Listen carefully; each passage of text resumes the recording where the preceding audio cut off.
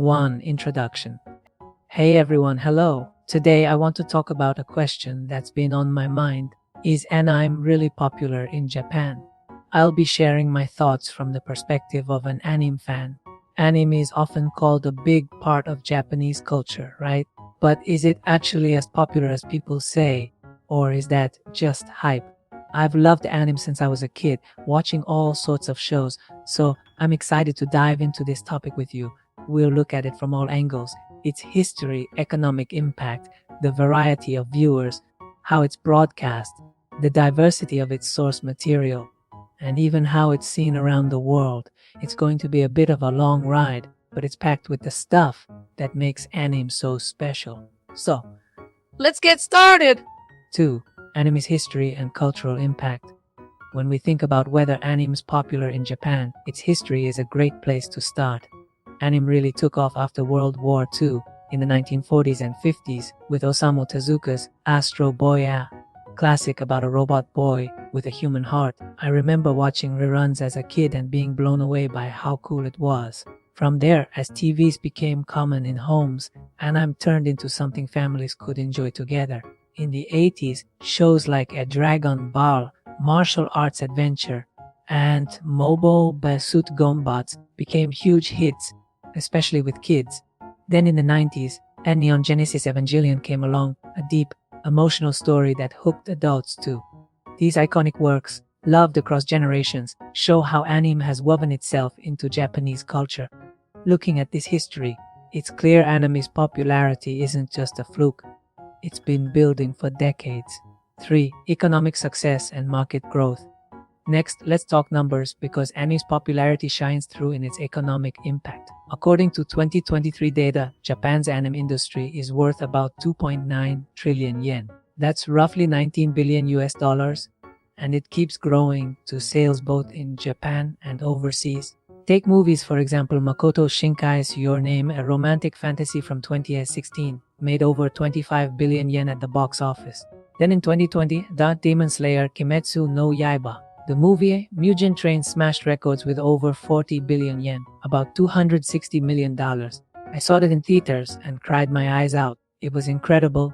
Plus, with streaming services like Netflix and Amazon Prime Video taking off, anime's reaching fans worldwide. The money pouring in from abroad flows back to Japan, showing that anime isn't just a niche hobby, it's got massive support. 4. Viewer diversity and broadcast styles. What keeps anime popular is how it appeals to all kinds of people and how it's shown in so many ways. There's something for everyone. A Doraemon, a fun show about a robotic cat for kids, or Pocket Monsters, known as Pokemon as overseas, for young gamers. Then there's stuff like Ghost in the Shell or Tep Psycho Passa, dark sci-fi for adults. I used to laugh at Doraemon as a kid, but now I'm hooked on Attack on Titan and love digging into its mysteries. Recently, shows like at SPY Femi YY Way, a comedy about a spy's in a supernatural action hit, are perfect for the whole family, widening the audience even more. How anime's broadcast is pretty unique too. On regular TV, TV Tokyo stands out for airing tons of anime like Pokemon or Sev Naruto, a ninja epic that's huge globally. But stations like NH.TK or ES don't much, and when they do, it's often educational or family-friendly stuff. Time-wise, a lot of anime airs late at night, think 11 p.m. to 2 a.m. in what's called the late night slot. Big hits like Puella Magi Madoka Magica, a magical girl twist, or Attack on Titan often pop up here, aimed at actor fans or hardcore viewers. I'd record those and watch them the next day. It was a highlight of my week. Then there's subscription services like Netflix or Anime Store or a Japan-specific platform which let you watch anytime. That flexibility is a big reason anime keeps growing its fan base. 5. Diverse source material and expanding fandom. Another thing fueling anime's popularity is where it comes from. Its source material is super varied. Traditionally, it's stuff like Weekly Shonen Jump manga with hits like Demon Slayer or One Piece, a pirate saga. I've always loved flipping through a Jump every week. There's also a weekly shonen magazine with Attack on Titan or The Seven Deadly Sins. For girls, magazines like Margaret gave us Boys Over Flowers, a classic romance, or Aribanga with a honey lemon soda. These comics get a boost with animation, adding motion and voices that make them even better. Lately though, online novels and light novels are shaking things up.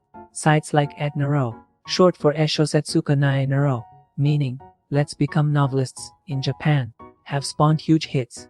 Think Raid Kazero, Starting Life in Another World, or That Time I Got Reincarnated as a Slime. Both fantasy tales that went from text to blockbuster anime.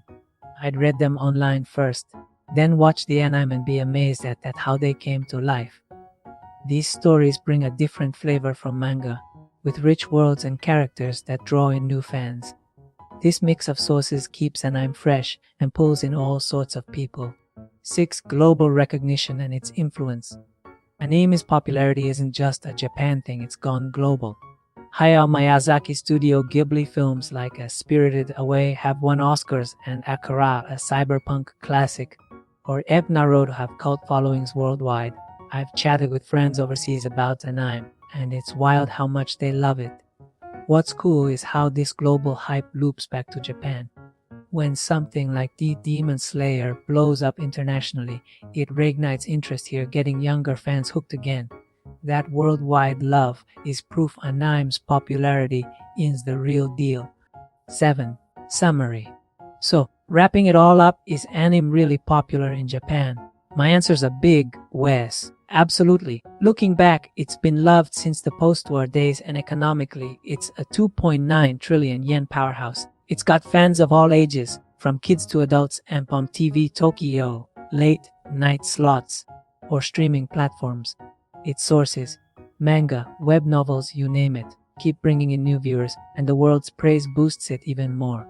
Sure, some say it's overhyped, pointing out it's not always on prime time, or it's mostly for hardcore fans late at night. But to me, that just shows anime's evolving from a niche thing to something mainstream. As a fan, I think its popularity isn't a passing trend, it's a lasting part of Japan's unique storytelling. 8. Closing. So, what did you think?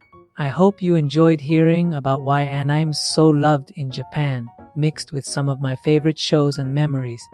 It got a little long, but if you felt anime's magic through this, I'm happy.